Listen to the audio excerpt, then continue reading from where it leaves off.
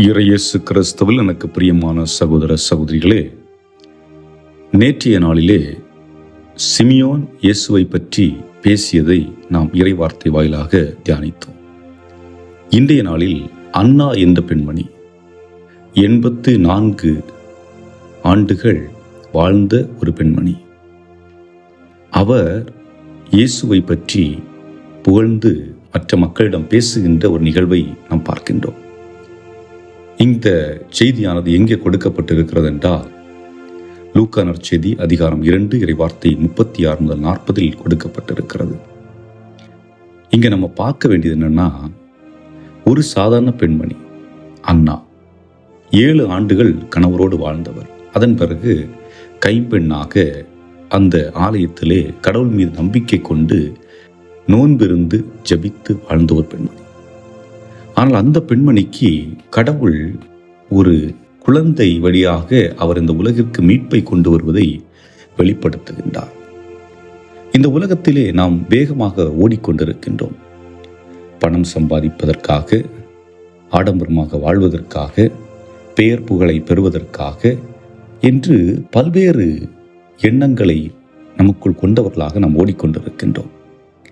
ஏனென்று குருக்களும் அருட்சகோதரிகளும், ஏன் கடவுள் பணி செய்யக்கூடிய பலரும் தங்களுடைய நோக்கத்தை தவறாக எதிர்கொண்டு வருகின்றார்கள் என்பதில் மாற்று கருத்து இல்லை. ஆனால் இங்கே நாம் பார்க்கின்றோம், இந்த பெண்மணி கடவுளோடு இணைந்திருப்பதனால் கடவுள் தன்னை வெளிப்படுத்துகின்றார். உலகம் வேகமாக ஓடிக்கொண்டிருக்கிறது, கடவுளை காண முடிவதில்லை.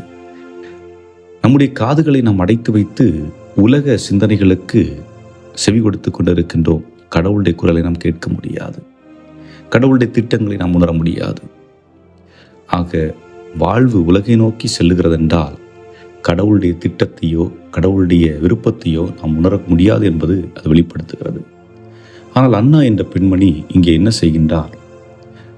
ஜெபத்தின் வழியாக கடவுளுடைய விருப்பம் என்ன, கடவுளுடைய திட்டம் என்ன என்பதை அறிந்து அங்கு வந்திருக்கின்ற குழந்தைகள், அதாவது பொதுவாக மரியா யோசேப்பு அரச குடும்பம் அல்ல, சாதாரண குடும்பத்திலிருந்து வரக்கூடிய ஒரு கணவன் மனைவி, அவர்கள் ஒரு குழந்தையை கொண்டு வருகின்றார்கள். எத்தனையோ குழந்தைகள் அங்கிருக்க இந்த குழந்தையை மட்டும் எப்படி அன்னா கண்டு கொண்டார்? நிச்சயமாக அந்த ஆலயத்திற்கு அந்த நேரத்தில் ஒரு குழந்தை வந்திருக்காது, பல குழந்தைகளை கொண்டு வந்திருப்பார்கள். அதான் கடவுளுடைய வெளிப்பாடு. கடவுள் அவருக்கு உண்மையை வெளிப்படுத்தினார். இந்த குழந்தை வழியாக மீட்பு வர காத்திருக்கிறது.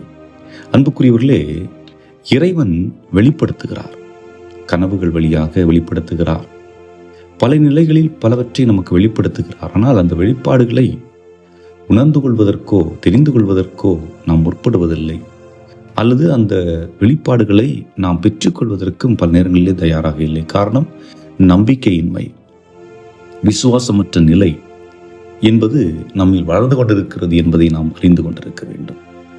அதை போன்று இன்றைய நற்செய்தியின் இறுதி பகுதியிலே சொல்லப்பட்டிருக்கிறது, ஆண்டவருடைய திருச்சட்டப்படி எல்லாவற்றையும் செய்து முடித்த பின்பு அவர்கள் கலிலேயாவில் உள்ள தங்கள் ஊராகிய நசரேத்திற்கு திரும்பிச் சென்றார்கள்.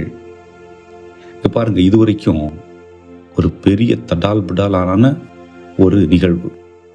இயேசுடைய பிறப்பு அறிவிப்பு, இயேசுடைய பிறப்பு, ஞானிகளுடைய வருகை என்று பல நிலைப்பாடுகளை நாம் பார்க்கின்றோம். வேகமாக சென்று கொண்டிருந்த ஒரு சூழலிலே இப்பொழுது எல்லா இறை திட்டங்களும் அந்த நேரத்திற்கு அமைதியாக்கப்பட்டு இயேசு ஒரு சாதாரண குழந்தையை போன்று ஞானத்தில் வளர்வதற்காகவும் ஒழுக்கத்தில் வளர்வதற்காகவும் ஒரு பெற்றோரின் குழந்தையாக வளர்வதற்காகவும் அந்த குழந்தை நாசரேத்திற்கு வந்து சேருகிறது.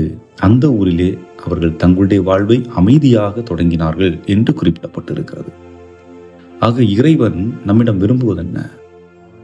நீங்கள் நிதானத்துடன் பொறுமையுடன் உங்களுடைய வாழ்வை உண்மையாகுடன் வாழுங்கள். கடவுள் உங்களுடைய தேவைகளை செய்வார். கடவுள் உங்களை ஞானத்தால் நிரப்புவார். கடவுள் உங்களை வலிமை பெற்ற மனிதர்களாக மாற்றுவார். கடவுள் உங்களிடம் எதை எதிர்பார்க்கிறாரோ அதை நிச்சயமாக அவர் பெற்றுக்கொள்வார். அதற்கு நான் என்னை கொடுப்பதற்கும் என்னுடைய உள்ளத்தை திறந்து காண்பிப்பதற்கும் என்னை இறைவன் ஏற்றுக்கொண்டு என் வழியாக அவருடைய திட்டங்களை நிறைவு செய்வதற்கும் நான் தயாராக இருக்க வேண்டும் என்பதுதான். ஆகவே அன்புக்குரியவர்களே, அன்னாவை போன்று நாம் முடிந்தவரை நம்முடைய வாழ்வை எளிமையாக, ஏழ்மையாக, உள்மன ஆழத்தில் ஆண்டவரை எண்ணியவர்களாக, முழுமையாக அர்ப்பணம் செய்தவர்களாக, நம்முடைய கடவுளோடு இருக்க வேண்டும் என்ற தாகம் நமக்குள் ஏற்பட்டவர்களாக வாழ வேண்டி ஆண்டவரிடத்தில் கேட்போம். அன்பு இயேசுவே, நாங்கள் கேட்ட இந்த வரங்களை எல்லாம் எங்களுக்கு நிறைவாக தந்தருள எங்கள் ஆண்டவராகிய கிறிஸ்து வழியாக மன்றாடுகின்றோம். ஆமென்.